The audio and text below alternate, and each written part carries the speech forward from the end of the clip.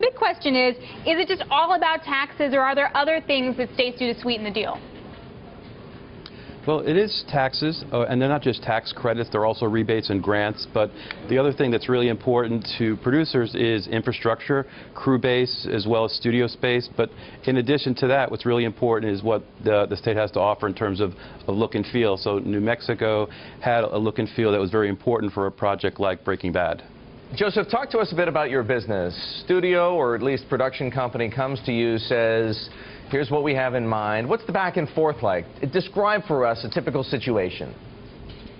I mean, on a daily basis, I'll get a call from a producer saying, I have a project, and that they're either pretty specific about what they need in terms of a look, or they might say, I can shoot anywhere in the world.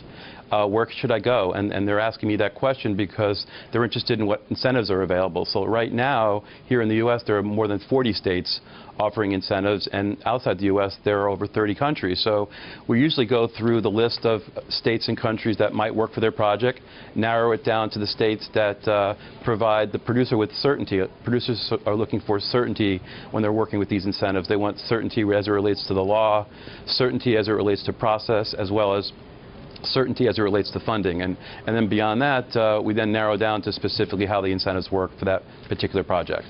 I'm curious as to the trickle-down effect that you notice when a studio sort of brings a movie or a TV show to a specific state. I mean, right here on set, we have this, I guess, fake crystal meth here, which, of course, an entrepreneur made in Albuquerque as sort of, you know, an offshoot of Breaking Bad. Yeah, the ripple effect is probably the most important element that comes out of these incentives, and not always an element that's highlighted. You know, there's a lot of reports out there that analyze whether or not there's a rate of return on these incentives, and clearly incentives create jobs as well as promote local spending.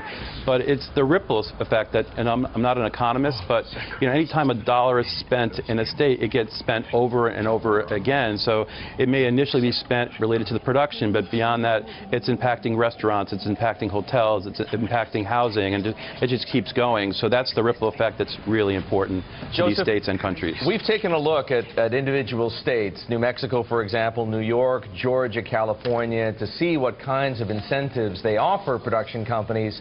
Some of these are pretty generous, aren't they? Extremely generous. I mean, here within the U.S., you can get anywhere from 20 to 40% back on your local spend. And actually outside the U.S., in places like Canada, you can get up to 60% back from the government based on what you're spending locally. So these percentages are pretty significant.